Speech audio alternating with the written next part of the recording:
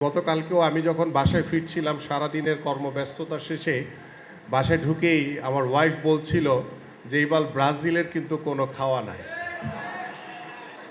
So তার definitely সে আর্জেন্টিনার supporter এবং সে আমার মেয়েকে শিখিয়ে দিচ্ছে যে তোমার বাবাকে বলো যে ব্রাজিল শুধু মুখেই বলবে, কাজ হবে না।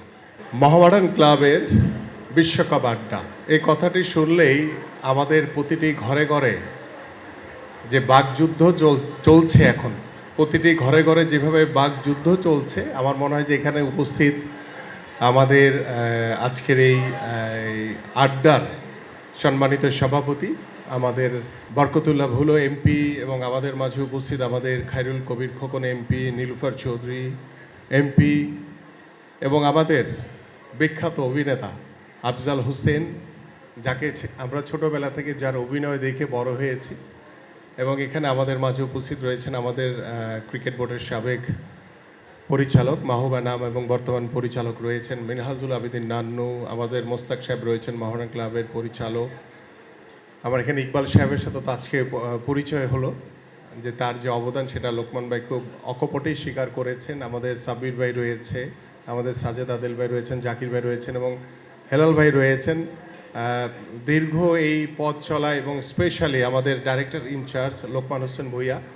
আমার জীবনের শুরুটাই হয়েছিল মোহামেডান ক্লাব দিয়ে। আমি সৌভাগ্যবান যে মোহামেডান ক্লাবের মতো এত বড় ক্লাব দিয়ে আমার ফুটবল কেরিয়ার শুরু হওয়াতে হয়তোবা আমি বাংলাদেশের টপ লেভেলে খেলার সেই সামর্থ্য আমি অর্জন করেছিলাম। এবং আমাদের পিছনে আমি প্রতাপ দাকে দেখিনি, প্রতাপদের পিছনে ছিল আমাদের অনেক নকিব ভাই রয়েছে, মাসুদ রানা রয়েছে, পনির ভাই, কাঞ্চন, আমাদের সোহাগ ভাই রয়েছে, আমাদের প্রিন্স, আমাদের সাইদ হাসান কারণ ভাই। যেই শুরুটা করেছিলাম তখন কারণ ভাই ছিল বাংলাদেশের ন্যাশনাল টিমের টপ গোলকিপার। তো তখন তারা ছিলেন, তো তাদের সাথে, এবং পনির ভাইও ছিলেন তখন, তো তাদের সাথে চেষ্টা করেছি ছোট মানুষ হিসেবে পাল্লা দিয়ে কতটুকু উপরে উঠানো যায়। তা আলহামদুলিল্লাহ যে স্বল্প সময়ে আমি 94-এ মোহামেডান ক্লাবে যখন অংশগ্রহণ করেছিলাম জুনিয়র গোলকিপার হিসেবে, 96-এ যখন ফরাজগঞ্জে ফরাজগঞ্জে খেলার পরে ন্যাশনাল টিমে আমি ডাক পেয়েছিলাম। এটা আমার জন্য অনেক বড় একটি ভালো লাগার একটি জায়গা, যে মোহামেডান ক্লাব দিয়ে শুরু হওয়াতে আমার কেরিয়ারটিকে আমি অনেক বেশি সমৃদ্ধশালী করতে পেরেছিলাম। এই জন্য মোহামেডান ক্লাবের প্রতি অফিসিয়ালস যারা রয়েছেন সবার প্রতি কৃতজ্ঞতা। যাই হোক, আমরা আমাদের ইতিহাসে না যাই, আমরা এখন বর্তমান বিশ্বকাপ ফুটবল নিয়ে আলোচনায় আসি। প্রতিটি ঘরের যে বাকযুদ্ধ চলছে সেটি আমার ঘর থেকে শুরু করে কোনো ঘরেই মনে হয় এটার ব্যতিক্রম নয়। কারণ গতকালকেও আমি যখন বাসায় ফিরছিলাম সারাদিনের কর্মব্যস্ততা শেষে বাসায় ঢুকেই আমার ওয়াইফ বলছিল যে এইবার ব্রাজিলের কিন্তু কোনো খাওয়া নাই। সো তার ডেফিনেটলি সে আর্জেন্টিনার সাপোর্টার এবং সে আমার মেয়েকে শিখিয়ে দিচ্ছে যে তোমার বাবাকে বলো যে ব্রাজিল শুধু মুখেই বলবে, কাজ হবে না। এই যে বাকযুদ্ধ, এটাই হচ্ছে বাংলাদেশের ফুটবলের আসলে ক্রেজ। আমরা হয়তো বা বিশ্ব ফুটবলে আমরা ওইভাবে এখনও নিজেদেরকে প্রস্তুত করতে পারিনি, বাট বাংলাদেশের মতো ফুটবল পাগল সাপোর্টার্স আমার মনে হয় পৃথিবীর কোনো দেশে নাই। কারণ প্রত্যেকটি ঘরে ঘরে যেভাবে ফ্ল্যাগ উড়ানো শুরু হয়ে গেছে, প্রত্যেকটি বাসার ছাদে যেভাবে ফ্ল্যাগ উড়ানো শুরু হয়ে গেছে, সেখানে Brazil, Argentina, Spain, France, Germany, যেই দলের সাপোর্টারই হোক না কেন, বাংলাদেশের মতো এই ধরনের ফ্ল্যাগ মনে হয় পৃথিবীর কোনো দেশে উড়ানো হয় না।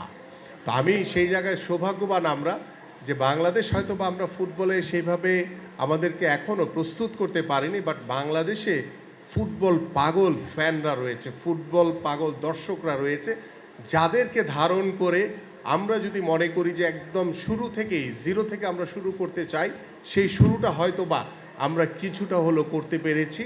আমাদের মাননীয় প্রধানমন্ত্রীর তার যে সুদূর প্রসারী যে চিন্তা ভাবনা, ইতিমধ্যে দেখেছেন আপনারা যে আমরা খেলাধুলাকে পেশা হিসেবে প্রতিষ্ঠার জন্য আমাদের কার্যক্রম শুরু হয়েছে। আমরা নতুন করে স্পোর্টসের মাধ্যমে আমাদের তৃণমূলে ছোট ছোট যে প্রতিভাবান খেলোয়াড়রা রয়েছে তাদেরকে অন্বেষণ করার জন্য ইতিমধ্যে নতুন করে স্পোর্টস 12 থেকে 14 বছরের বাচ্চাদের দিয়ে, কিশোর কিশোরীদের দিয়ে শুরু করেছি।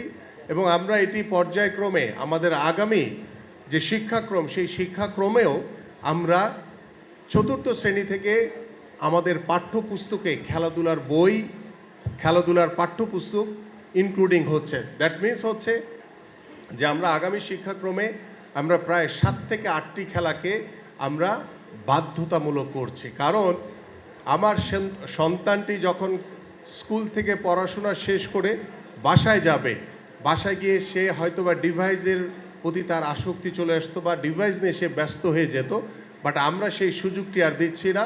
আমরা বাসায় যাওয়ার পরে সে সাথে সাথে তাকে মাঠে আসতে হবে, তাকে বাধ্য করা হচ্ছে যে তুমি মাঠে আসো, মাঠে এসে খেলো এবং খেলাধুলার মাধ্যমে নিজের শরীরকে গঠন করো, নিজেকে সুস্থ রাখো, পাশাপাশি সেই ডিভাইস থেকে, সেই মাদক থেকে আমাদের সন্তানদেরকে, ভবিষ্যৎ প্রজন্মকে আমরা দূরে রাখতে চাই এবং সেইটার অন্যতম একটি মাধ্যম হচ্ছে খেলাধুলা।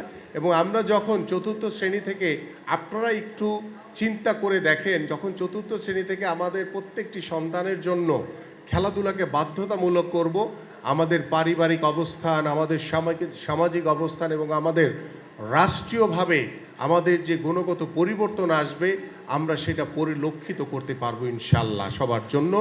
সো আমি মোহামেডান ক্লাবের এই আড্ডাকে স্বাগত জানিয়ে, হয়তোবা আমরা এটি মোটামুটি বক্তব্যর মধ্য দিয়ে আছে, বাট সময় স্বল্পতার কারণে এখানে অনেক লিজেন্ডারি ফুটবলাররা রয়েছেন, অনেক বিখ্যাত ক্রীড়া সংগঠকরা রয়েছেন, যাদের কথা শুনতে পারলে হয়তোবা আরও ভালো লাগতো, আরও আড্ডার যে ইমেজ সেটাকে আমরা ফুটিয়ে তুলতে পারতাম, বাট সময় স্বল্পতার কারণে আবার আমাদের যেহেতু আগামীকালকে বাজেট অধিবেশন ঘোষিত হবে এবং আজকে আমাদের মাননীয় প্রধানমন্ত্রীর প্রশ্নোত্তর পর্ব রয়েছে, আমাদের সংসদে যেতে হবে।